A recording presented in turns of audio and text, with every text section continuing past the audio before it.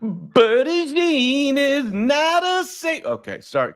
We're live. Yes, we are. We're going down to Jacksonville. Ian Cunningham interviewing Taylor Dahl, joining Ryan Leaf on the show. It's a party Friday. The CHGO Bears podcast starts right now.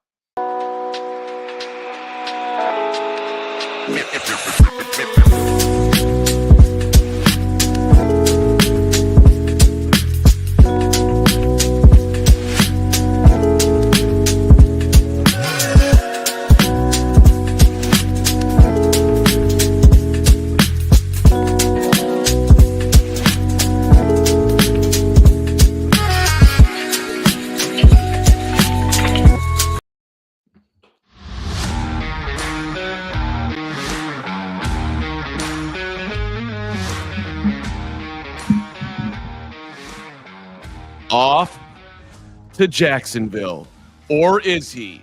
Ian Cunningham. What's going on here with the old microphone today? There it is. We're off to a roaring start today. Gregory, what's up, buddy? Good to see you on a Friday. And thank you, Darth Maul. Carm got out of the gates here as I'm being threatened with death from producer Steven, and I'm getting mocked by co-host Gregory P. Allen Braggs. I'm here to have a great Friday show, buddy. Am I the only one not hearing Greg, or is it just me? Yes, we are off the rails. We are off the rails, but I am not. We are off the rails, but I am not mocking you. I am being very patient. Which is what I've decided I'm going to work on this year. Thank you. Have you not been singing the Birdie Jean song? I have not. I think this is a you thing. It's not a me thing. It's not a me thing. It's literally being done every which way. I mean, NFL football players are singing the song on the sidelines as they win the Super Bowl. Okay, but we got a busy show, so let's get into it. First of all, shout out to our friends at Ray Chevy, Ray CDJR. If you Hogue was out at Ray Chevy talking with Ray Scarpelli. Great stuff on our Twitter feeds, and separate thing in our YouTube channel. Shout out! We appreciate the great support, and they're out at the auto show this weekend.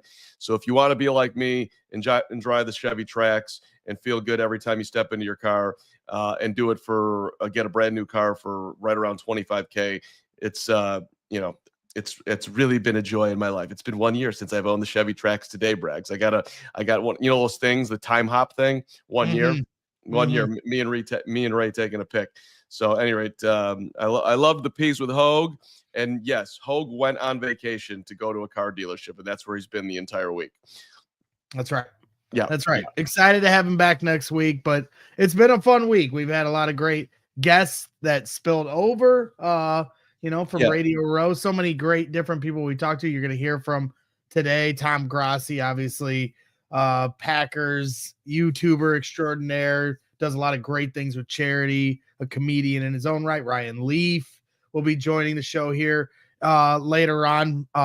Somebody that we talked to, had a great conversation with on Radio Row, and then a salute to service to end the week. So some great people we've talked to, but we started out our Friday show with some insights. Yes, we did. We went, we dialed up the Taylor Dahl, who has been, doing great work, both covering the Bears and the Jacksonville Jaguars. She does radio down in Jacksonville. So we thought that it would be appropriate to bring in Taylor on our Hooters Hot Wing Hotline. Taylor Dahl, we just talked to her about 7 seconds ago. So this is some good information on what's going on with the Jaguars and their exhaustive search for a GM, and also, how there's some Bears connections here with Shane Waldron as well. So without further ado, let's bring in Taylor. Joining us once again here on the CHGO Bears Podcast is the one and only Taylor Dahl, from the host of Making Monsters on Second City Gridiron. Does a lot of great work with the Windy City Gridiron. Fine people over there. And then, of course, Helmets and Heels on 1010 XL down in Jacksonville. And today's a big day for Chicago Bears fans and Jacksonville Jaguars fans, as we've kind of been colliding all off season. And the Jags just won't give us up, and they are now interviewing Ian Cunningham as they are going through an exhaustive general manager search just a week before the NFL Combine. Taylor, what are the chances? Because it felt like at times that Ian Cunningham might have been the front runner for this job, but they're interviewing so many different candidates throughout this week. What are the feelings you're getting down in Jacksonville that Ian Cunningham could potentially leave Chicago? Yeah, it's interesting because it kind of seemed like he was going to be the guy at first. And then all of a sudden their search it has just broadened and broadened. I believe they're at 9 guys now. And so it's a lot of names that they're putting in the mix. Some of this, I think they're just doing their due diligence. One of the guys, Ethan Waugh, who has already been in the organization. He was kind of Trent Baalke's right-hand man. If you know any of that story, you know, Trent Baalke was not very well liked here, wasn't welcomed anymore. And so a lot of people think that's just more so to say, he's filled in during this time since Trent Baalke left. So just giving him the interview just to kind of talk him through some things and see his thoughts of where the organization is. So some of them I think are more that. Some I think they're genuinely interested in. One of the ones, James Gladstone, he's been with the 49ers for a while, but he was with the Rams, I believe. And that's the one where that a lot of people are talking about a lot. There's not much about a lot of these guys, and that's what we've kind of been figuring out is what you can take out of some of these interviews just from being the media side of things, the little glimpses you can hear. It's not a ton. So as just fans, the fans want somebody in their head that's been with the winning organization. So when you're talking to someone, they're a little hesitant on Ian Cunningham. So I've had to kind of talk people through, like, don't blame Ian for all of the Bears losses in the last few years, because Ian is obviously highly regarded. Same with there's somebody from the Giants, Brandon Brown, that they interviewed also. And so he's another guy. People look at that organization and see losing and automatically don't really like the person. So I've had to talk some people off some ledges recently about it. But it will be interesting. From what I'm hearing, they're saying that obviously Ian Cunningham will be interviewed today. They'll do second round interviews. All of these are virtual that they're doing this week. Second round interviews will be at the start of next week for the ones that they want to do, however they dwindle it. I don't know how many they're dwindling it down to, but those second round will be early next week. And they're saying hopefully by the end of next week, they'll have their choice, which, to your point, you're running out of time here. If they don't have a general manager by the 28th, they can't hire one until after the draft. So you kind of got to get going on that. What do you make of the rumors with Trevor Lawrence, Taylor? How do you see that playing out? Yeah, no way. It was, I mean, cool for the Steelers to call, I guess. And there's rumors on each side, like where some of the people here in Jacksonville have reported they heard that was not true. They didn't even call. The organization did not even call the Jaguars. But then I've talked to a lot of Pittsburgh people, and they said there had been conversations of just an ask.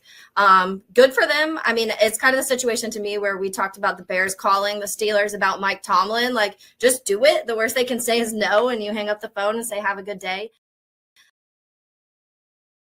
Trevor Lawrence, I think that number one, his new contract doesn't even start this year. So he's in his 5th year option this year. And the Jags, if for whatever reason decided, let's say Liam Cohen was like, hey, I don't really love Trevor. Let me get my own guy, and decided that, it would give the Jags a ton of dead cap because of the way the structure of the deal right now, excuse me, and the next one doesn't start until next year. So it would be a very interesting thing for him to do. And also everything we've heard from Liam Cohen but also Grant Udinski, who they hired from Minnesota as the offensive coordinator, love Trevor apparently. So I don't think that's anything close to what's going to happen.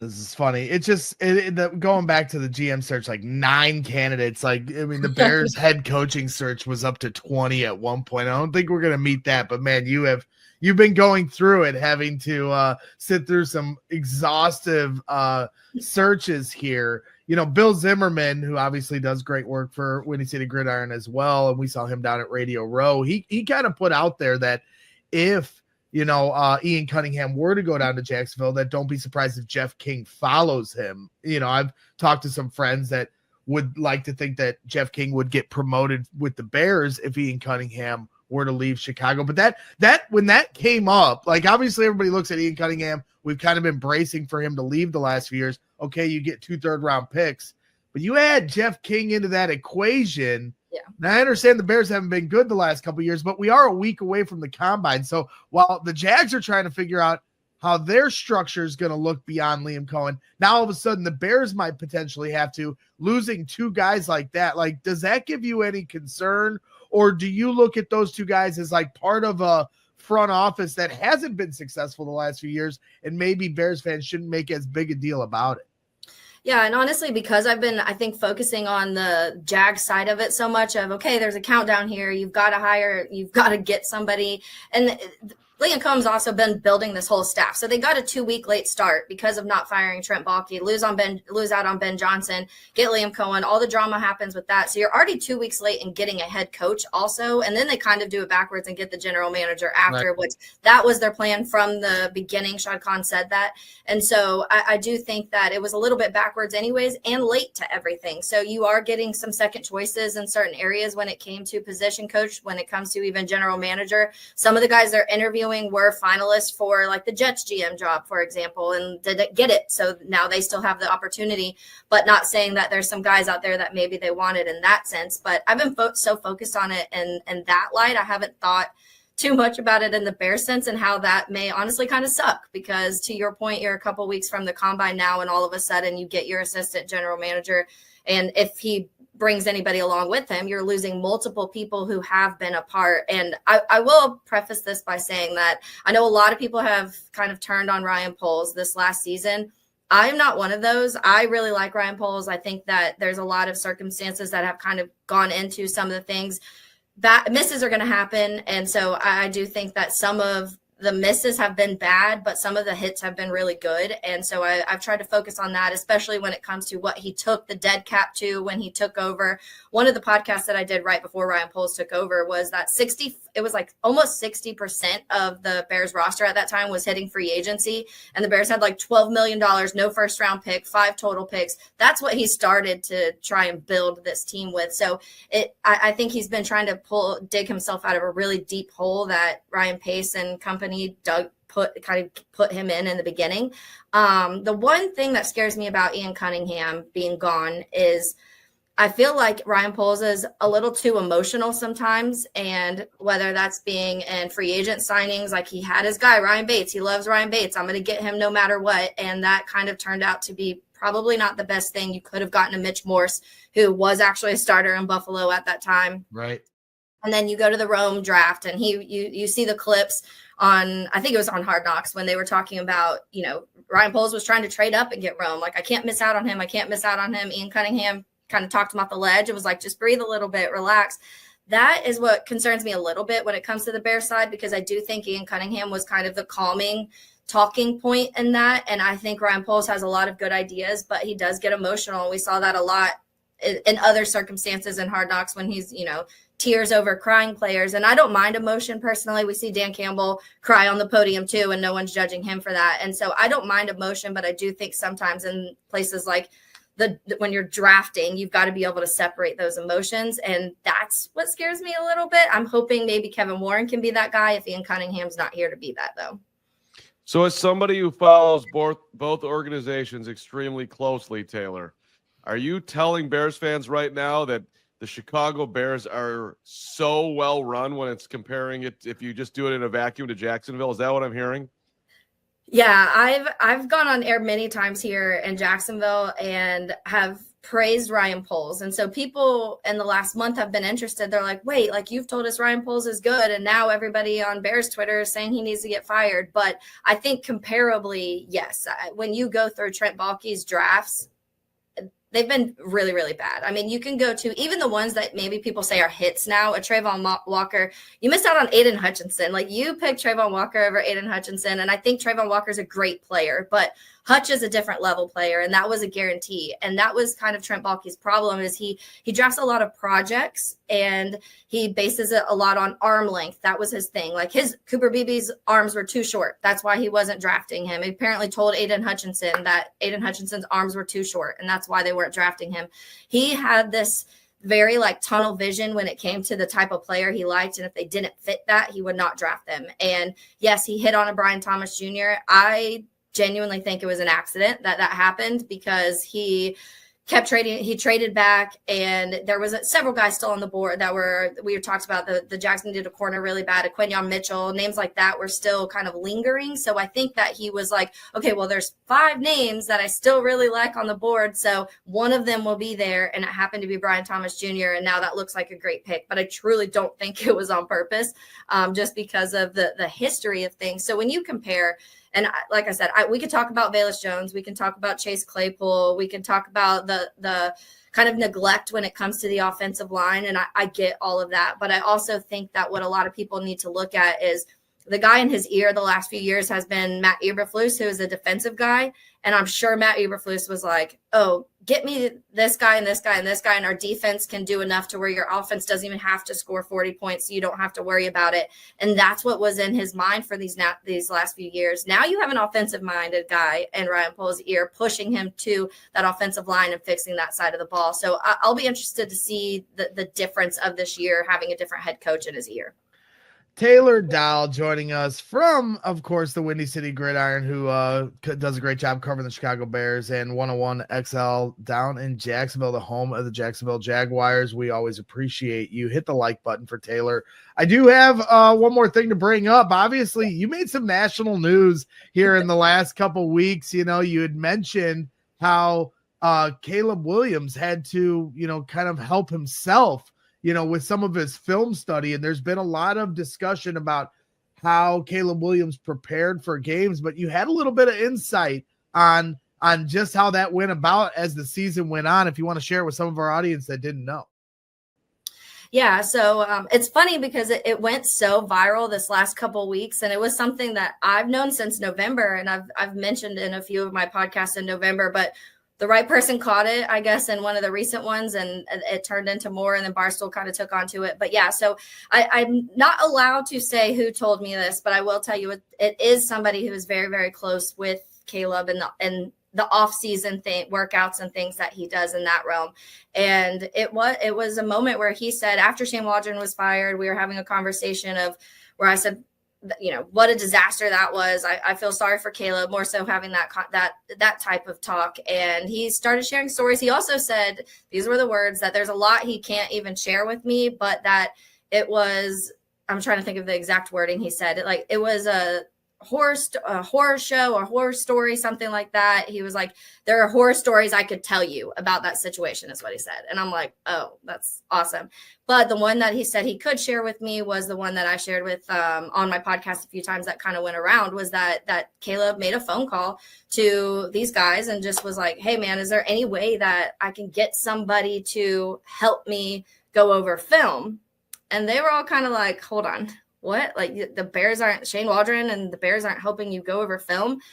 And pretty much he said no. Like, it was a weird dynamic between him and Shane for whatever reason. The word that my source told me was that Shane was intimidated by Caleb. That's the word he used. And it was a really weird dynamic between the two. So I don't know exactly when it started, how things kind of unraveled, because it did feel like before things went downhill again, the Bears had a few games where you were like, okay, the Rams game, for example. I remember watching the Rams game and being like, okay, like everything's starting to connect now. Shane's using these guys in the right way. And then when the Jags game happened, obviously Cole Kmet's getting the ball again. So you thought things were getting fixed. But what I think it was is Caleb was just kind of doing his own thing at that point and was like, all right, well, I'll just figure it out on my own if it's not going to happen here. So it's unfortunate start, but I do think that if anything, you have to give an applause to Caleb Williams for being able to get through a lot of that stuff, and also being willing to outsource and put in extra work when he didn't feel like he was getting the work he needed with Shane and within the organization. What's Shane doing now? I have nothing. I don't know. He's here. I forgot. Yeah. I blanked that one out because it was funny. Obviously, the Bears hire Press Taylor. That was a huge thing. Also, cannot stand Press Taylor. And so I already was like, everybody in Jacksonville was like, haha, you have to deal with Press. And then like a week later, they hire Shane Waldron down here. And I was like, oh, I can't get away from these men. Luckily, they are not offensive coordinators, not play calling, anything in that realm. But also, I just want to be like, keep your hands off my quarterbacks, please. Stay away from men, especially one in backwards hats. And I always go back to, you guys remember the game that it went viral where Shane Waldron was like holding his play calling sheet on the side and he's like shaking on the side. Yeah. I always think about that. I'm like, should that have been our bigger sign to what was happening? Yeah, no, 100%. The signs were there, and Jackson Smith and Jigba tried to tell us about a year ago at this time. And so we're just kind of trading guys off, but reassigning them to roles, hopefully that they can manage a little better than what they did as OCs. But Taylor Dahl, you do such a great job covering both teams, and that's a lot of hard work. So your hard work is appreciated in both markets. Obviously, we know we can speak for Bears fans that we certainly appreciate everything you do. So thank you for jumping on with us once again and giving us some insights, and best of luck. And we shall see here in the next week or so if Ian Cunningham will jettison down to Jacksonville and jump on Shad Khan's yacht. If not, the Bears can start looking ahead to the NFL Combine, and we'll always be looking forward to your coverage there. Yeah. Thanks so much, guys. I appreciate it. Thanks, Taylor. Bye. And there you have it, our conversation with Taylor Dahl. I still have a hard time believing that. Can I go over tape with you there, Shane? Yeah. We're not going to do that because I'm intimidated by you. That's just, it's kind of hard to believe. It definitely feels like there was a disconnect there, even early on when you hear some of the different vets talk about, Keenan Allen speaking about how they weren't coaching the players tough enough in OTAs, and how this kind of unfolded as the year went on. It was obvious there was a disconnect. And if you watch the football, 1920 football drive that the Bears released this morning, it was really good. You can see that it appears Ben Johnson's fully aware of some of the things that went wrong last year. And it sounds to me like some of those things were put on the table as soon as Caleb Williams and Ben Johnson met. So let's hope that marriage goes a lot better than anything we saw with Shane Waldron. All right. Let's move along. We're going to bring in Tom Grossi, a little Packer talk here. Braggs' his best friend after our first thank you to our sponsors. But first, that's right. Gonna give a quick shout out to our guys over at Ray CDJR. Appreciate Ray always. During the President's Day sales event at Ray Chrysler Dodge Jeep Ram in Fox Lake, shop federally approved savings on brand new vehicles. Head to Ray CDJR on Route 12 today to choose from their huge inventory of new Chrysler, Dodge, Jeep, and Ram vehicles. And right now, take 18% off MSRP with a dealer discount on all new 2024 gas-powered Jeep Wrangler models, or shop over 125 vehicles priced under $20,000. With a friendly team of brand experts, the team at Ray CDJR is here to help you during each step of your car shopping journey. Plus, since they prioritize affordability, you won't overpay for your vehicle that you need. And with Ray's price promise, you can shop confidently with no add-ons or hidden fees ever. The price you see is the price you pay. It is that simple. So go check out our partner today to shop one of Chicago area's largest inventories. Find the right new vehicle for you, then drive home happy. The team at Ray CDJR is the only one we recommend. Don't miss out on their President's Day sales event going on all month long for 18% off MSRP on all new 2024 gas-powered Jeep Wrangler models. For more information, visit Ray CDJR today on Route 12 in Fox Lake or online at raycdjr.com. They've been serving the community since 1963. What's up, Ray? Appreciate right. you. Shout out to our friends also at Cornbread Hemp THC. It's a natural and healthier way to experience a carefree moment. Cornbread's THC gummies offer a balanced sense of happiness and relaxation. It is the first USDA organic THC edible, proudly grown in Kentucky.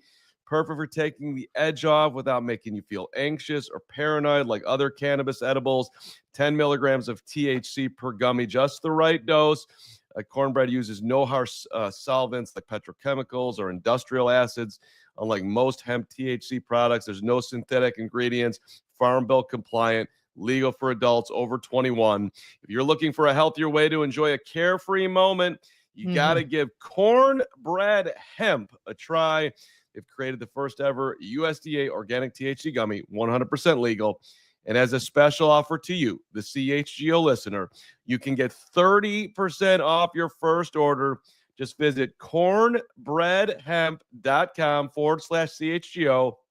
Use the promo code CHGO at checkout. One more time, cornbreadhemp.com/CHGO. Use that code CHGO, 30% off your first order. Cheers to a healthier, happy hour. Happy Valentine's Day to you and yours. I thought my video today, professing my love for the microphone, is just, it's going viral. Steven loved it. And Greg, would you like to profess your love for anything today on the show before we talk to Tom Grassy? Yes. I would like to profess my love for muted mics. Muted mics.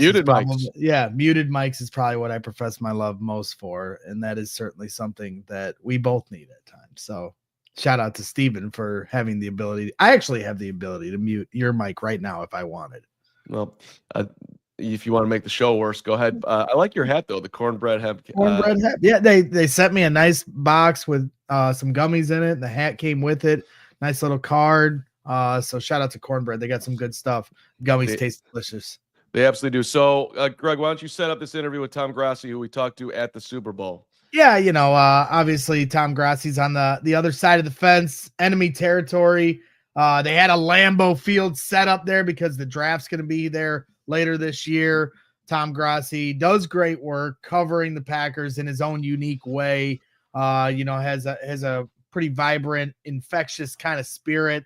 And the thing that I love most about him is his charitable efforts. It's something that is inspiring and something that I certainly look up to in a way that I think I need to do a better job, to be quite honest with you. When I initially first started doing the things that I did, charitable efforts is a big part of something that I believe in. When you use your platform, use it for good. And Tom has got some ambitious goals here coming up that he's going to promote here in this interview. So make sure, even though he's a Packer, we have a little fun with him here, but make sure you support the causes that he's trying to put forward. We're back here at Radio Row talking to a friend of the program, Tom Grossi. If you don't know him, this dude is big time on YouTube in Packers Nation, Packers everywhere. I mean, you are the face of Packers fans. I don't know about all that, but I appreciate it. It's really kind of you. You are, and before we go after you, for being a Packers fan, I will compliment you, because one of the things I admire greatly about you is your charitable work. Appreciate you use your platform to do good in charitable work with others. Yeah, we've raised over $1.1 million in the past 3 years for charity, which has been great. And then we've been I actually have a fundraiser coming up a week after the Super Bowl. We're going to stream until I raise $1 million for Children of Fallen Patriots. That's incredible. So, yeah, it's going to be a great time. Awesome. I got distracted there. Doug Flutie just took a picture of us for some reason. And pointed at us. He was supposed to come on earlier, so I'm hoping he might be coming after you. Resonates. He might have heard what you said earlier. It's fine. Again, it's Doug Flutie. No, you are not getting bounced. She's like, Tom, that was a great show. Thank you so much. I was just like, why is Doug Flutie taking a picture of me right now? He was supposed to be on at 12:30. He's not. You're in the chair. So, Tom, what are you prepared now for the Packers' demise? I mean, they're 0-2 in 2025. The Bears are 1-0. And that's all we're going to remember about anything that's happened in the last, 12 months. We're only going to remember the last few weeks. Do we want to go back any years? Or we do not. Okay, all right. We are only focusing on 2025 and forward. And you guys are undefeated. Exactly. So it just feels like now the Packers are in shambles. Maybe Jordan Love isn't the guy anymore. Where are you at right now as a Packer fan? Dude, first of all, congrats on finally winning. That was good. It took a bit. You took a bit. You can take a round of applause for that. Yeah. It's a big 2025 for you guys. Yes. Yeah. No, it's funny because with Bears, you had 3 teams from the division go to the playoffs, right? And, of course, Packers get bounced first. It sucks, right, because the Vikings, they got bounced the following night. But the fact that not a single NFC North team won in the playoffs, despite 14 win teams, all that, and nobody won, makes me feel a lot better on the inside, because it makes me feel like, okay, maybe the sky isn't falling. I mean, we held the Eagles to the smallest amount of points that they scored in the playoffs, right? So I think there's something about that. The defense is looking real good. Hafley already getting head coaching interviews with the Jets. Thank God he didn't take it. But yeah, man, like I'm excited for this team still. They crushed it with McKinney. They crushed it with Jacobs. And now it's like, okay, go get a wide receiver, go get a pass rusher, go get a corner. And, I think they're right back at it. Obviously, we improved when it came to our overall record. The division sucked. We were a fingertip away from being swept by the division. And that's stuff it has to get addressed. But ultimately, I don't have any fears with Jordan. I think he's still damn good. And yeah, I think we're going to find out like who this team really is within the next 2 years, because this youngest team narrative is going to go away, and then it's just time to play. So as the Bears skyrocket up, who do you think goes down in the division? Well, here, I want to ask that same question differently. Does the Bears getting Ben Johnson make the division better, or is it weaken the division? Because it weakens the Lions. Ooh, that's a great question. I feel like their loss of coordinators, and it's not just their coordinators, I think that is we're going to see how good Dan Campbell really is, like as a coach. Ben Johnson, like obviously is a great offensive coordinator, and I got to give a lot of credit to the McCaskies because there was a lot of, are they going to kind of spend this money? Like who knows on Ben Johnson? And they did. They went and got him. So I would think that the team that's immediately going to fall potentially is the Vikings. I think they definitely overachieved this year. And then we just don't know about JJ, right? So we're going to kind of see how that looks. But when it comes to the Bears, man, I think it makes the division better. We just don't know what kind of head coach he is, right? Like ultimately, that's the question. We've seen so many Nathaniel Hackett from the Packers, right? It was the gold zone, everything. Went to Denver, didn't know how to call timeouts. So I don't think you're going to have the same exact thing with Ben Johnson, but, we're just going to have to wait and see like everybody else. But you got literally the candidate that everyone wanted. Yeah, so, I mean, last year, obviously, we all saw your meltdown when the Bears drafted Rome Odunze. Yeah. So who is the Bears going to – Did you see Rome here, by the way? I did not see him. Oh, okay. Yeah. He's walking around. You guys should maybe make up or something. Yeah, no. It's either the Lions, or you guys like stealing guys. The Lions have done it like 4 years in a row to me. It started with Brian Branch, then they're going to get Arnold. So I'm just used to it at this point. Right. So now going forward for this draft – yeah. Is there a player that you're worried the Bears are going to draft and you're going to have another meltdown over? I'm kind of hoping Mason Graham from Michigan. I'm thinking about some different guys. Not to put you on the spot on who's in the draft, but I just like when there's triggers for what the Bears do, and then it elicits. He just wants to see your pain. No, I get it. No, I have a lot of pain, so I like that company. Yeah, exactly. Misery loves it. Yeah, no, I think you guys should get Sanders. Shedeur Sanders, I think, would be a great addition to the Chicago. I really want him. So if you guys could go get him, and trade up to go get him, I think it'd be Well, he is top-notch. a friend of our network, but I think we'll have to pass this time around. No, man, I think it's going to be just any of the major corners. I think, like that's who I'm looking at. And we'll see if we go get an elite pass rusher, because the Packers definitely need one. Your guys' defense is super interesting. So, I'm curious to see what kind of form that is going to take this season. Yeah. But yeah, don't go be taking corners from me just yet. Is there any worry now looking, and maybe not worry is the right word, but just looking at Jordan Love and trying to understand what his ceiling is after you've had Brett Favre and Aaron Rodgers, and you're hoping that you're hitting the lotto 3 times in a row. Where, do you think you've found a place of understanding who he is, or is there still more to be untapped? Yeah, I think that the entire team is a young and inconsistent team, right? I think and I think the same can be said about Jordan Love. Like when he's on, it's like, damn, some of these balls, he's damn good. So I think that it's there. It's just about being more consistent, and whether that is going to be getting more wide receivers or just increasing target share for like one particular guy and getting a wide receiver one or just one developing. I'm not too concerned, but we've had 2 sample sizes, right? We've had 2 seasons. I'm pretty happy with what we've seen. Obviously, the end of the year didn't go too well, but yeah, like I said, these next 2 seasons are going to be pivotal. Be like, all right, who is Jordan Love? They obviously gave him a lot of money, but $55 million. Trevor Lawrence gave him $55 million too, right? So I think that's just the going rate at this point.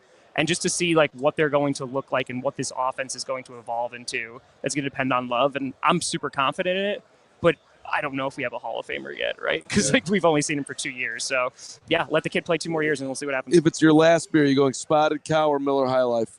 That's a Spotted. Come on now. Come on. I gotta go Spotted. What kind of question was that? The High Life is the question is, do you go Moon Man or Spotted Cow? Yeah, you know what? That's fair. I go Moon Man. Yeah, me too. Moon Man's delicious. Yes. So before we let Don't you even go, know what Moon Man is. Jesus. New Glarus. It's another. Okay. It's one of those. It's their pale ale. I know you mentioned, trying to raise $1 million off the top, but if there's any other charity stuff or anything you'd like to, let the viewers know about. I appreciate you guys. Go for it. Yeah, so a week from the Super Bowl, February 16th, going to probably start around 5 p.m. We're going to stream. It's the Million stream. So we're a little over 800,000 subscribers right now. So I am going to stream nonstop, going to sleep on stream until we either hit 1 million subscribers or $1 million raised for Children of Fallen Patriots. And what that organization is, super small. They do phenomenal work. They have a perfect rating on Charity Navigator. They got about 30 employees, 19 are Gold Star families. And it provides children who have lost parents in the line of duty, whether it was combat, disease, suicide, and it really helps them with education, full ride, guidance throughout their entire life, and just kind of giving back to those who serve. So you're going to literally sleep on stream? Yep. That's amazing. It's amazing. Yeah, we raised $100,000 in 13 hours. No one so. will want to watch him sleep on And you know stream. what? I know there's a lot of content creators and people trying to build a platform, including us, right? Sure. We're trying to grow. And I think one of the questions would have been like, well, how do you build I think you just showed it right there. So we got a jet here. Got a lot going on here at Radio Row, but Tom Grossi, always a pleasure to have you on the program. Appreciate you guys. We'll Thanks, bring you on after every Bears win. You guys won 10 in a row. Now it's our turn to win 10 in a row. 1 down, 9 to go. Go Pack, go baby. Bear down. We'll talk to you soon. And there it was. Gregory, what would it take for you to sleep on screen, buddy? You with your Well, I mean, you playing the harmonica, you doing an elongated Jordan voice where you break down how many diehards have signed up in the last month. Good night, Gregory. You doing a breakdown of Tyson Bagent. I don't know. There's a lot of different options here where I can fall. It's Actually, time. I probably am not the one to fall asleep on air, but you absolutely could, because you have mastered, like, I do not have the ability to just like sit back and close my eyes and fall asleep. Carm could do that in the middle of the highway and fall asleep. It's I could. Thank you very much. Thank you for knowing me the way you do. All right, we're gonna get to Ryan Leaf in just a little bit here. Mm-hmm. But Gregory, is there anything before we move on? Is there anything you want to say about the Tom Grassy moment that I didn't bring up right there? No, shout out to Tom. Appreciate him coming on as always. And as I said, just when he goes to stream for 24 hours, make sure you go and support his cause. He's raised a lot of money for a great cause, and he's a great dude, Packers fan aside. All right. Hey, shout out to our friends then. Well, actually, let me just say this. But first, before we get to Ryan Leaf, thank you very much. That's how this works, Carm. You've done this before. Shout out to our friends at Prize Picks. All-Star Weekend almost here. Prize Picks, the best place to win cash while watching your favorite players during the game and the Saturday night events. Modest Buzzell is just getting added to the Rising Stars game. Also Saturday night events, the 3-point contest. You can now win up to 1,000 times your money on Prize Picks, the best way to get in on the action. And yes, join over 10 million users who are doing it today. Prize Picks invented the flex play, which means you can still cash out if your lineup isn't perfect. You can double your money even if one of your picks doesn't hit. So you listen, no need to do this on the absolute perfect way here. More or less is all you're doing, showing your knowledge. Download the app today. Use the code CHGO. Get $50 instantly after you play your first $5 lineup. Did you hear that? You download the app. Mm-hmm. Use the code CHGO. $50 instantly after you play your first $5 lineup. Prize Picks, run your game. That's right. And got to give a shout out to my guys over, our guys, I should say, not just my guys, our guys over at Shady Rays. Get ready for the baseball season ahead and March Madness. Don't throw shade to March Madness. Make sure you're hitting up Shady Rays for your March Madness needs. Our friends at Shady Rays have you covered with premium polarized shades that won't break the bank. Shady Rays is an independent sunglasses company offering a world-class product rated 5 stars by over 300,000 people. Their shades have durable frames and crystal clear optics, making them the perfect choice for all outdoor adventures. They have hundreds of options to choose from, so you're bound to find the perfect pair to match your style. You can even get them in your team's favorite colors. And if they ever go missing or take an unexpected hit, don't sweat it. They have the most insane protection in all of eyewear. Every pair is backed by lost or broken replacements. And also, if you don't love your shades, you will, but if you don't, you can exchange them for a new pair or return worry-free within 30 days. There's no risk when you shop. Their team always has your back with personal and fast support. They are for the people with those personal protection plans in place. So exclusively for our listeners, Shady Rays is giving out their best deal of the season. Head to shadyrays.com and use the code CHGO for an insane 35% off polarized sunglasses. Try for yourself. The Shades rated 5 stars by over 300,000 people. You've never looked better. It's really one of your better Shady Ray moments. That's not true. Come on. No. Right there is your best Friday moment. You look fantastic. All right. Shout out to our friends at Shady Rays. Shout out to everybody who's in the chat today. Shout out to anybody who's hit the like button. If you haven't done it, please do. Subscribe button is great too. Monday through Friday at noon, pre and post during the season. Breaking news, CHGO Bears Podcast. We greatly appreciate all the support in and around our Super Bowl coverage, which has been going on for 2 weeks. So we're getting to the end. We've got 2 more for you. But Ryan Leaf is one of my favorite people. I think I've told this story before, but about 7 years ago when I was working for Fansided, Leaf came into town and I did a sit down at a hotel with Ryan. And this was fresh into his journey where he was talking about how he, robbed houses, and he's living in Montana, and he would knock on the door and anybody home, and wait for something, and wait for no answer. Then he'd go upstairs, go into the medicine cabinet and look for whatever stimulants he was searching out at the time. He was super vulnerable. We talked about his suicide attempt, all of it. And ever since, I've never had anybody sit down and be that vulnerable with me ever. And I've had some pretty, decent conversations like that, but this was next level. So ever since then, I've been a huge fan of Ryan Leaf. And we've gotten to catch up with him, basically yearly at the Super Bowl now with CHGO the last couple of years. So fast forwarding to last week, here is our conversation with the one and only Ryan Leaf. All right, let's bring in Ryan Leaf to the show now. We like to talk quarterbacks in Chicago. You know that. Even though you've never had one. Yeah. Well, we're working on it, Ryan. See, you could have saved us back in the day. It's all right. Everybody just started laughing around here.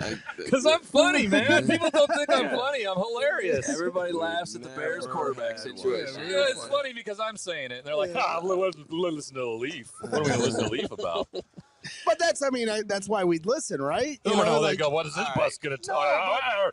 Well, we're kismet. We're partners in crime here, the Bears and me. What'd you see with big Caleb Williams this year, Ryan? Give a Leaf breakdown here. Yeah, listen, it's something that I can't figure out about the Chicago Bears. If they knew they were on the fence with Eberflus, then you scrap it before the season starts. You go get the guy that you'll match with the quarterback, and that's what you do.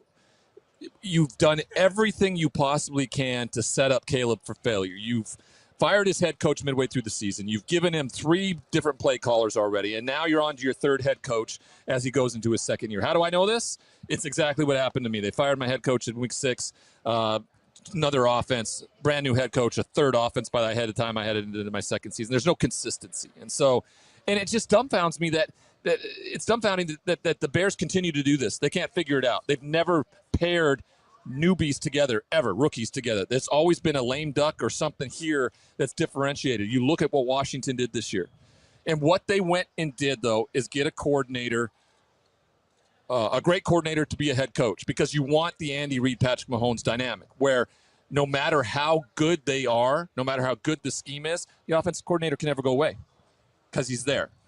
And that's what happens when you hire defensive-minded head coaches. The offensive coordinator can always go if you hit it off. Like if you're Liam Cohen, if you are Dave Canales in Tampa with a defensive-minded head coach. So that's the scenario then. I do like the fact that Caleb didn't turn it over during the losing streak, but what that also meant to me, and I called the debacle, guys. I called the Thanksgiving Day massacre. Oh, that's right. You were there. Yeah, I called that game in Detroit. And Jason Benetti was on the call, and I just listened to the perfect play-by-play of that ending. What are they doing? What are they doing? Why are they doing this? That's how, because you had to have looked out and seen that Caleb didn't know what was going on. And as a head coach, you had to call timeout. But so we had Ross Tucker on earlier in the week, and he was talking about the same thing. He's like, if you're the quarterback, you got to call time there. How much do you put? Caleb didn't know it. Caleb did not know where he was at, did not know what was happening. He did not know where he was at or what was happening. And so that falls on the head coach to make the play there and make that decision. Because you can save him. You can save him with the timeout and give him enough time where he can be a playmaker, make a play over the middle where the team can have enough time to run the kicking unit out, kick the game time field, go to overtime. But that's what it was, and the poor guy got fired. Well, there's no question Caleb had some blame in there, but there was also, and we broke this down endlessly, as you can imagine, because the guy got fired the next day. I mean, there was three spots there where Flus could have called timeouts. Well, one, it could have been immediately, like that's your game plan, and that would have been fine. Okay, that wasn't what you were going for. Then once you realize when Caleb's starting to change the play, and then you bang it. Now then you lost valuable seconds, but so what? It's still better than not running a play. And then finally at the end, when all else fails, all right, we totally screwed that up. Call timeout. Let's try a Hail Mary. He did none. He did not. No, he was horrible. But Caleb didn't know where he was at. Yeah, no, he didn't know the situation. Yeah. And that happens. You're a rookie. There's rookie moments. You know, I think Ben Johnson is a great hire. I will say this though, and I was a little hesitant with this. Ben Johnson's offense and his scheme is all about timing, and Caleb Williams, there's nothing to him about timing at all. Like everything is off time for him.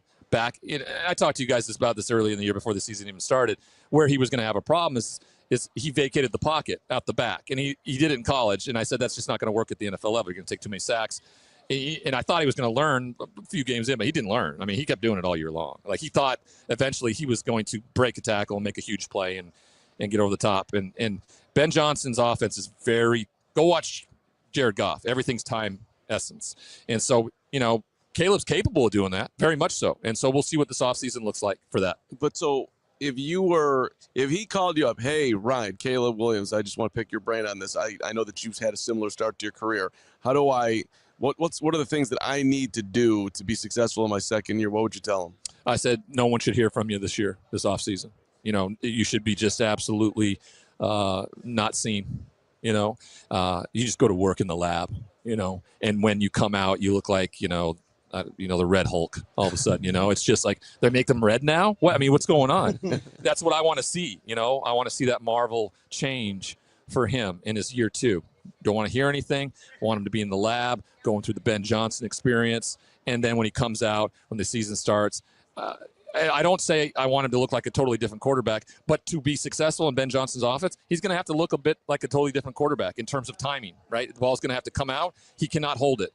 And sometimes rookies just have to go through that process and realize that they can't evade 300-pound linemen like they could in college. Like first time Warren Sapp ran me down, I was just like, what?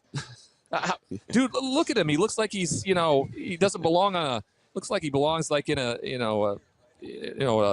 sumo wrestling, a Slim Fast, commercial or something like that. And instead he's chasing me down outside the pocket. He had 320 pounds. Right. It takes some time to figure that out, and he's got the weapons. I mean, the thing about it offensive, they have the weapons. They got a guy that runs routes better than anybody in Keenan Allen. You got Roma Dunze, who's going to be in his second year, and then you got DJ Moore, who's a guy that can take the top off and do crazy things. So this team, and DeAndre Swift is an absolute stud. So this team's ready. It's just a matter of whether or not the quarterback can meet the expectations. Right. So when you talk about not escaping out of the back of the pocket and different things that are on the field, I think a lot of the stuff that started to come out during the season was how you work Monday through Saturday. How do you work when nobody's watching? And for you, like, what advice would you give to Caleb? What were some of the things to go in, do all the things I was supposed to from 9 to 5 in the sport, and then to go out and have success, and then to see him not go out and have the success and him kind of start? When was the point that he realized there has to be more? Yeah. And I think that's what people were looking for. So I get your point there. It was odd. There was just something a little odd to it. So I was out on the field before the Thanksgiving Day game, and I was talking to Ryan Poles, and he was very honest with me and talked to me about the path they've been on with Caleb and how it's been going. But if you looked at the roster, all the coaches have their names in the position coach where they coach, but a lot of the positions, did you notice that it's a slash quarterback, like running back slash quarterback for like 4 different guys. And I didn't quite understand that. And then I walked out on the field, and then there's like Caleb over here, all the backups, Bajent and that crew, they're all kind of like, in their, I don't know, grays or something like that, warming up. And it was almost like Caleb was all decked out. Like I kind of looked at him like he was the Pope, and he was just kind of brought around the Pope mobile. And here's all the peasants over here. And, I went up and talked to Caleb, and, I told him who I was. I don't know if he knows who I am or anything. And I just told him I was, if there's anything I ever could do to help, let me know. And I gave my number to Poles as well. And there was a sense that there was something like that he was just better than everybody a little bit. And that was just my impression. And I could be completely wrong because everybody in the locker room and everybody talked about him as a great leader and down to earth and everything like that. But it just seemed really odd. Like there was so much attention paid to this guy. It almost felt like everybody was left behind a little bit this year. What do you, for you, when you talk about what maybe could have made your career go in a different trajectory, talk about coaching, all these players, not just Caleb, but a lot of the players came out and said, we need tougher coaching. We talked 5 days a week about it. So we're like, well, there's a half of it that says it's an indictment on the players, but then this is a huge indictment on the coaching staff. So I'm curious from your perspective, tough coaching, how does that resonate with you versus somebody that's going to teach you and put you in the best position to be great? Love tough coaching. My college coach was as tough on me as anybody. We could have some fall down dragouts, but there was nothing but respect at the end of the day there, and we figured out the best way to get through it. And I loved him. I just loved him to death.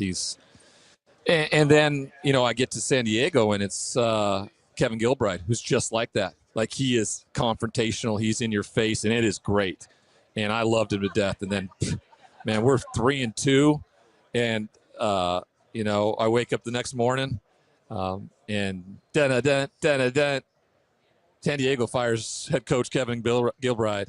It just was like, I mean, how are you trying not to help your second overall draft pick, quarterback, offense, all of it? And then when the coaching search goes, you go hire a guy in the Pac-10 conference who's never had a winning record, where my coach, who has just been to the Rose Bowl for the first time in 67 years, whose quarterback is currently the quarterback in San Diego, who knows the offense like the back of his hand, and you don't hire him. It amazes me what teams will do wrongly. I don't know if wrongly is a word. It's a word. It's a word. It's a word today. And what Chicago did this last year to Caleb Williams was about as wrong as you could have done anything. 100%. 100%. You go, if you were on the fence, not even a little bit with Eberflus, get his ass out of there, right? And you go get a guy that's going to be, you're going to tie your shoelaces together, and you're going to do the 3-man race together all your life. That's what you do.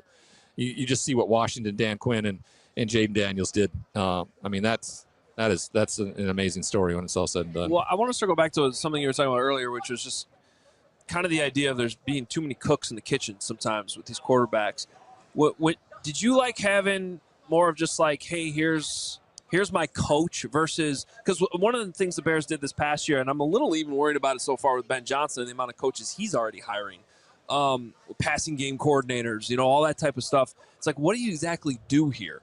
The Bears pivoted last year and they got a run game coordinator, pass game coordinator. Now you got quarterbacks coach, offensive coordinator. It's I thought there were way too many voices in Caleb Williams' ear just to start his career. Do you have any strong thoughts on that? You see, I don't. I think that ultimately there's only one voice in the quarterback's ear, and that's usually the coordinator and the quarterback coach. I think when you have those, what you're doing is you're just allowing these other individuals to help game plan. The coordinator's the one that's going to scheme everything up. He just needs, and what he's done is he's delegated. All that says, and when you put pass game coordinator, it's just allowing them to get paid a little more money. They're still doing the things that they do as assistant coaches. So that type of stuff doesn't worry me at all. Ben Johnson's going to be the final word. Like Matt Nagy's the guy that coordinates all week for Kansas City, and allows Andy to go be Andy, the head coach. And then he calls the plays. He's got the call sheet. My coach in college, Mike Price, we had an offensive coordinator, run game coordinator that did everything. And then Mike, called the plays on Saturdays. Same with Kevin Gilbride. June Jones was my quarterback coach. So, I mean, this is not something new. At any time, if there was too many voices in his ear, that was because Matt Eberflus allowed it to happen. And I don't think for a minute that Ben Johnson's going to allow anybody else in the ear of Caleb Williams but him. So let's talk about Ryan Leaf off the field. You were in the last mile. sweatshirt here honoring the work you're doing, and I know that you got a special honor recently, which is incredibly cool for the journey you've been on. Thank you. Yeah, I'm only here for 2 days this week. I have to go to D.C.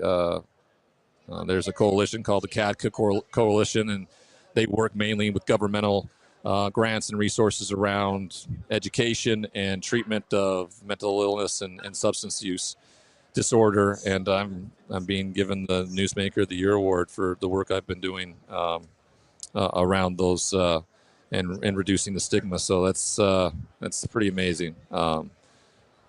Pretty neat thing to be a part of. I think when I first met you, it was about 7 years ago, and you were. I think it was at the start when you were just like, "Okay, I'm going to lean into this and talk about my story and be vulnerable in front of a microphone, in front of a camera." And now here you are. Let's call it a decade later. Like, what's been the most rewarding? Like, how do you even are you even able to look back at how scared you were then to just something that's like I assume fairly normal now that you talk about? Yeah, it's always it's always odd when you rip off a Band-Aid in front of everybody. It's just scary, the pain, but I've gotten over that. Like, as soon as you do that, what happens is you remove the power of whatever that is, or whatever power people think they hold over you, because they can call you junkie or felon or bust or whatever. Once you accept it, once you talk about it, once you own it, there's just no power left in it. And so you essentially built your house out of glass, and you should just start carrying around boulders with you because you don't care. And that's what the last 10 years have been for me.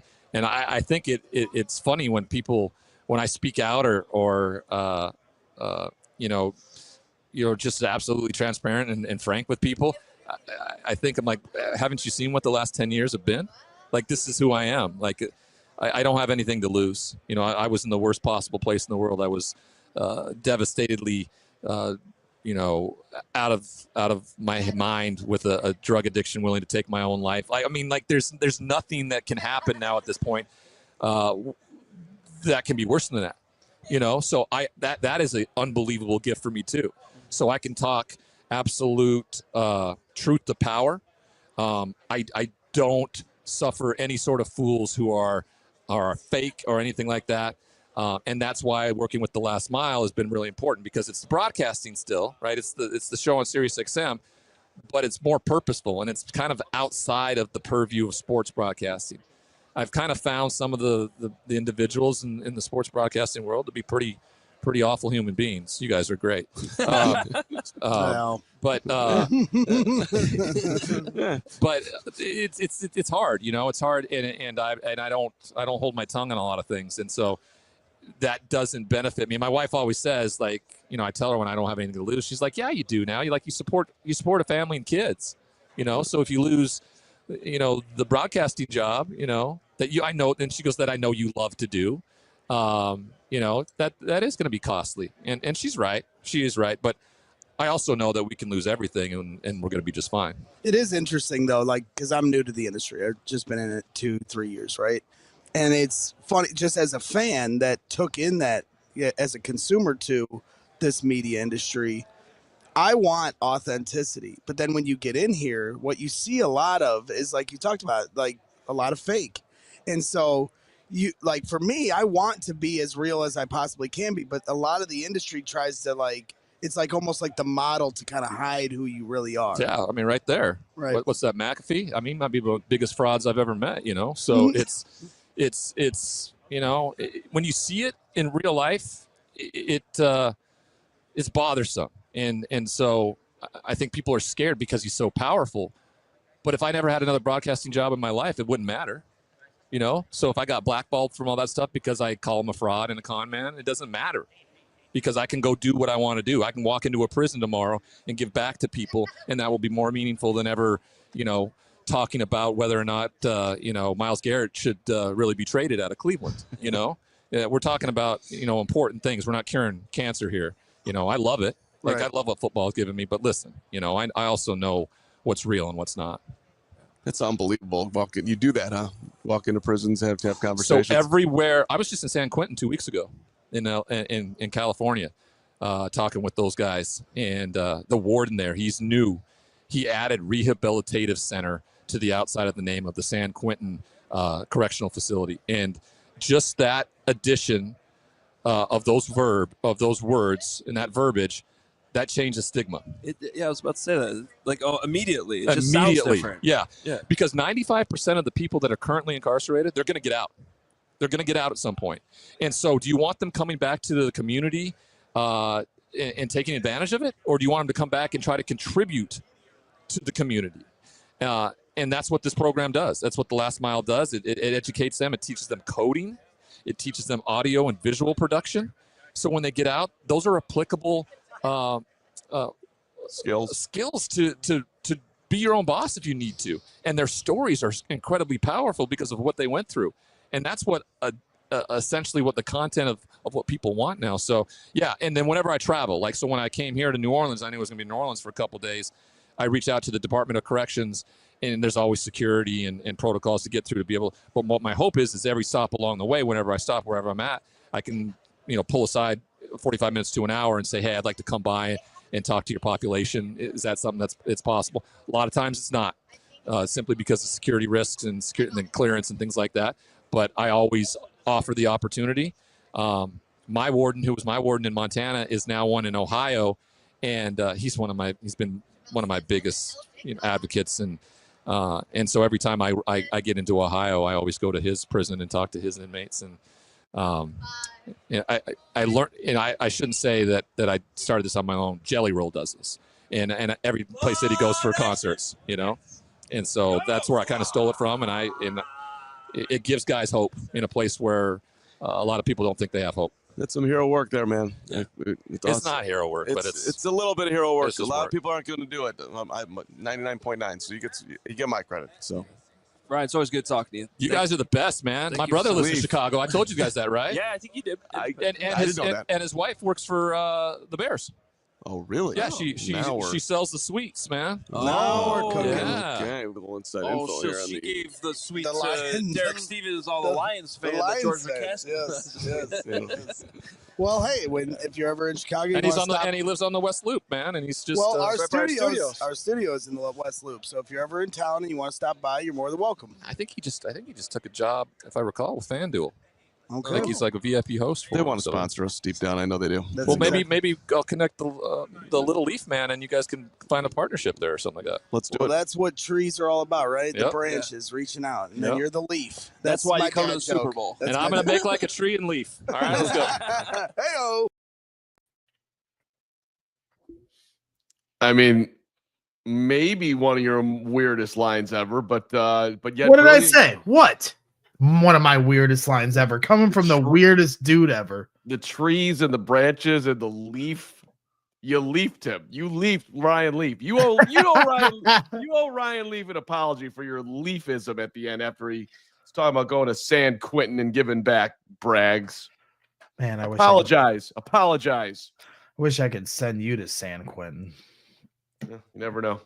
$5 super chats before we're wrapping this up with actually one more little bonus Friday into the 1 o'clock hour moment in time with two of our servicemen. But $5 from Crystal. Happy Valentine's Day, guys. Men need love as well on this day. Love you guys. Oh, Crystal, you are so right. We are it is the women that no, she's right. We deserve all the love and adulation. Yes. No, we really don't actually, but we appreciate it. Carrie Huss, $20, back and ready for the off season. Can't wait for the content. Cheers, fellas. Carrie, we miss you, buddy. Thank you so much. Hope you're enjoying the quietest time of the year before things get absolutely crazy in about 2 weeks when we really edge towards free agency. We should have some huge shows. Combine. And of course, we're going down to the Combine a week from Monday. We'll be leaving, going down to Indianapolis to talk to every draft wannabe. The next great Chicago Bears. We'll be hunting them down, and then Braggs will be hanging out at St. Elmo's looking for Ryan Poles all week long. That's the plan. Well, let's finish the week strong here, Mark. I know you had a chance to talk to another group of people that do a lot more than what we do for this fine country. So this is one Army vet and this is one Marine vet. One lost his arm, the other lost a portion of his leg. They're working to give back to vets, which is always incredible. As much support as possible for the people that have supported this country in the biggest way, putting their life on the line. And this is also has a service animal part of it that they're trying to underline that is available to veterans. So this is two incredible dudes, one of the highlights of the week. And I figured we would end with this week. This was these were two of my favorite people there. What's the over/under on Carm naps in Indy? 3. We'll get to that here. After 3. Let's play the clip. But here we go. Two of the finest men that you'll find at Super Bowl Radio Row. This is the coolest thing that I've gotten to do this week. I'm talking with two vets right now, and they're here with the Veteran Service Dog Organization, Army Marine Corps. About 10 years ago, I got to go out to San Diego and see the training for the Marines, and then you guys get the, what is it called? The Eagle Globe and Anchor. Yeah. Some of one of the more powerful experiences I ever had. So talk about how you're trying to give back here and get guys supported. Sure. So I served the United States Marine Corps. Was injured in 2004 due to a roadside bomb, lost the left leg below the knee. And in 2017, I started an organization called Sierra Delta. A dog, an old English bulldog with no special breeding, no special training, really had an effect on me when I was in that lowest point, doing all the stereotypical things that veterans do. That dog helped me see that I still had purpose, because if I decided to check out and quit, that dog would end up in a shelter and be euthanized like 800,000 healthy, trainable, and adoptable dogs we kill every year in this country. We're frustrated with just how the services are delivered to us. Everybody says they want to thank us for our service and we deserve all this stuff, but yet when we go and ask for help, there's conditions. How disabled are you? Did you serve where? And all this other stuff. We wanted a community based on our strengths, because we still have a lot to give. And so we thought dogs, being that dogs and humans have worked together for 35,000 years, you got 68% of American households have a dog. Let's focus on rebuilding that team for these men and women, and help them build a life buddy team with their dog, trained to their individual needs and lifestyle, right? And that, at the very least, I think that all veterans who ever served deserved at least that from their countrymen, that they can have up to $3,500 to help them train their dog to their needs. Mike Smith right here is a good friend of mine, served in the Army for 24 years. This is one of the best looks at Media Row right now. You're looking solid. Look at it. That's right. It's a great comment, Mike. I try. But tell us what happened to you and why this means so much to you. So I lost my arm in 2011. I served in the Army for 24 years. I served 11 years after which I lost my arm. So that was the first that had ever been done. But Paralympic triathlete, Paralympic cyclist, Paralympic skeleton bobsledder. So I just kind of do it all. Rode my bike from San Diego to Maryland in 6.5 days. So I'm an athlete in my own right. But I'm with BJ and Sierra Delta today just because, having a service dog changed my life, right? And so it wasn't even until I received a dog is when I knew I needed one. I didn't even know, So just the fact that that dog changed my life, I wanted to be able to give back and help Sierra Delta grow. And now we're just pushing and trying to grind and inspire. Yeah, I don't want to make it weird, but just being down here today, I was thinking about my dog name with the couple. Right. Like to come back and just give a little hug and get back to normal, right? That's right. It's unconditional with the dogs, it right? is. And that's the difference, is they don't judge us. Right? It doesn't matter. Mike says it all the time. It doesn't matter who you were yesterday, who you are today, who you're trying to be. That dog's going to love you. No matter what. No matter what. Yeah, every time you walk in the door. That's right. Every time. But if you look at even the homeless population, 90% of them, I would say, have dogs. And those are the most well-behaved dogs ever. Yeah. They don't care about the living condition. They could care less. Yeah. As long as they're with their human, and it's that give and take. And that's the secret behind this, because you can have a professional train your dog one time, and they'll come out of that kennel doing what it's supposed to do, but if you don't maintain that training, it's going to regress. And so what we're trying to show to veterans is they already have the agency. We already were really good at taking instruction and giving instruction, right? And it's not like we feel sorry for ourselves, and we don't want other people to pity us. We want you to realize that we still have value, and that's why we want every veteran to join. We have ID Me right there on the website, so you don't have to send your DD-214. All you gotta do is serve. You get in the community. You can have access to a Life Buddy grant if you want. You can connect with other veterans about how they do it, what they're doing. We're going to grow the Life Force program to really help these men and women tell their stories from a position of power, a position of strength. Last one, I don't want to put you in the crosshairs here, but are you worried about the support that you're going to be getting from the government going forward? We don't take any government money at all, and the reason is that it doesn't work. The VA gets $500 billion annually. They only service 30% of the American veterans. And so it is going to go because there's only 18 million veterans left in this country, 12 million of which are 55 and older, right? So we're shrinking. And the government money is going away. We're seeing it right now. And part of me thinks it shouldn't. It's inefficient. It doesn't make any sense. I'll give you an example. You lose your leg below the knee like I did, that's a 40% max rating. If you lose it above the knee, it's a 60% max rating. If you contract genital herpes, they'll give you a 60% rating. If you have sleep apnea, it's a 50% rating. This is bizarre. Yeah. And then the men and women are incentivized not to get better because if they get better, they'll lose their benefits. Right. And we're not guaranteed health care like everyone thinks we are. You only get it for a year, and then you have to file for a disability. And then if you want your family to have health care too, you got to get to 100%. So you see, we're causing, how we deliver services to our veterans is causing the issues. Yeah, I mean, I don't know what the right answer is. I just know that you guys deserve to be supported because you did things that 99% of us would not do.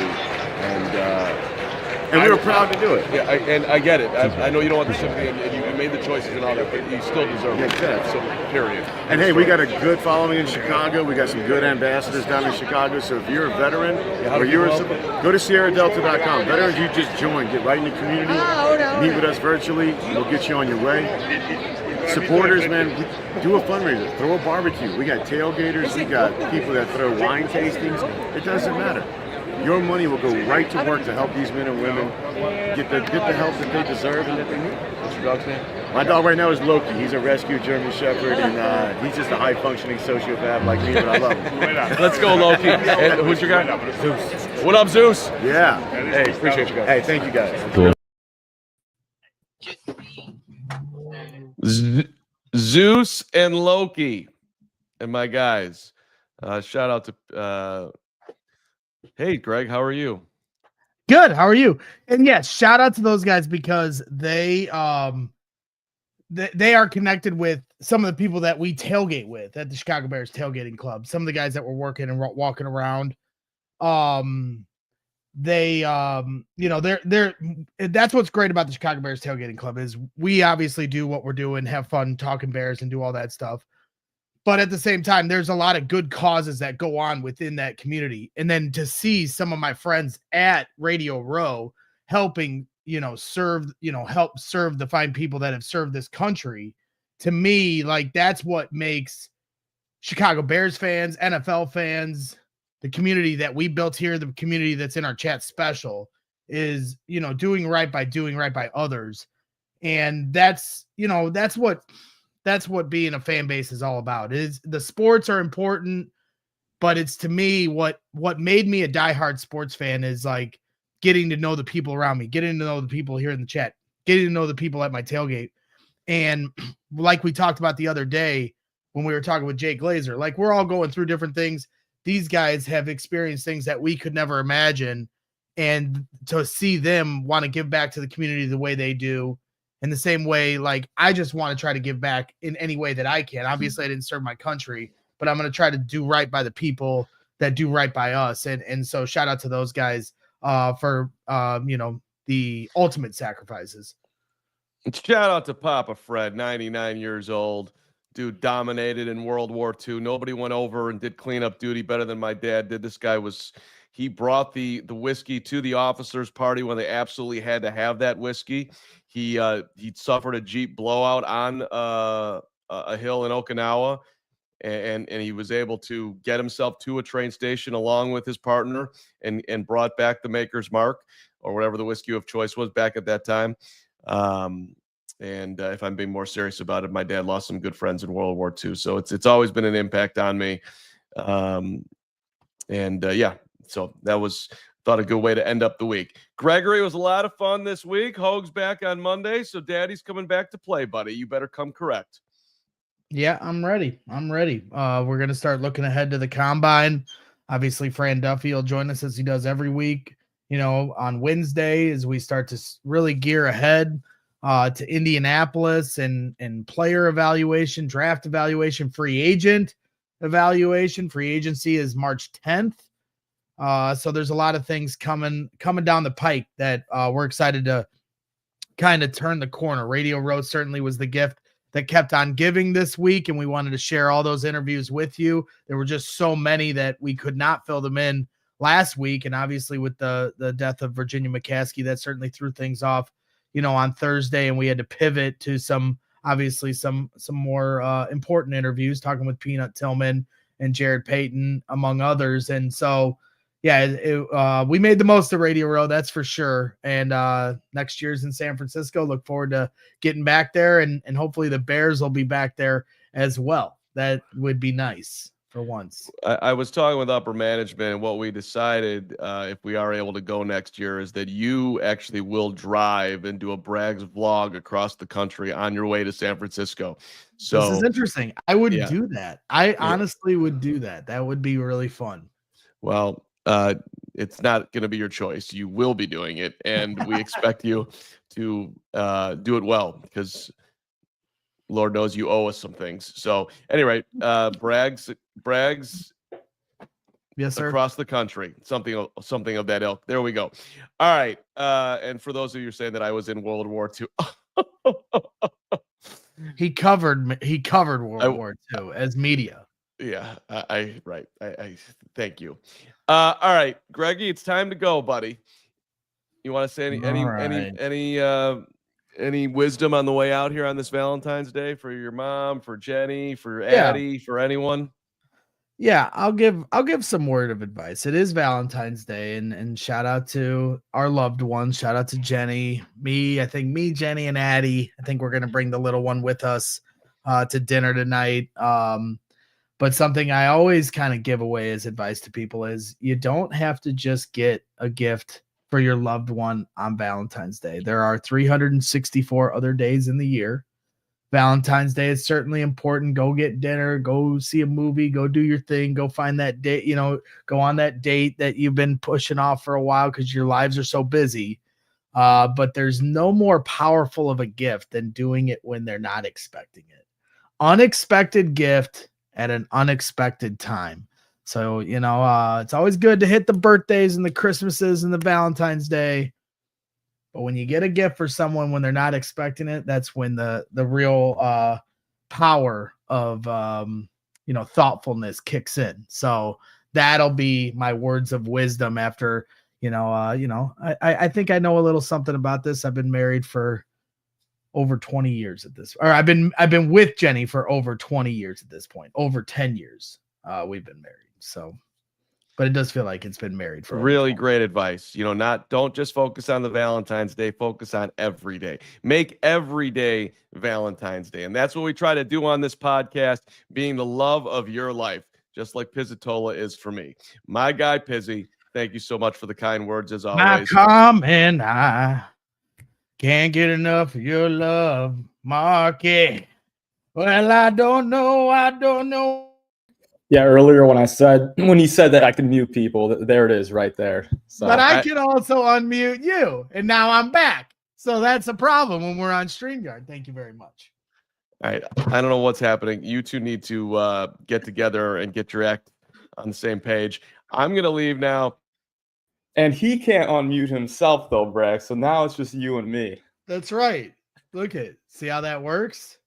Yeah. All right. That wraps things up for this week. Enjoy Valentine's Day. Enjoy your weekend. We'll be back with Adam Hogue as I clap 5 times to end this show. Adam Hogue returns on Monday. Thank you to everyone. Thank you to Mark Carman. Thank you to everyone that joined us from Radio Row over the last week.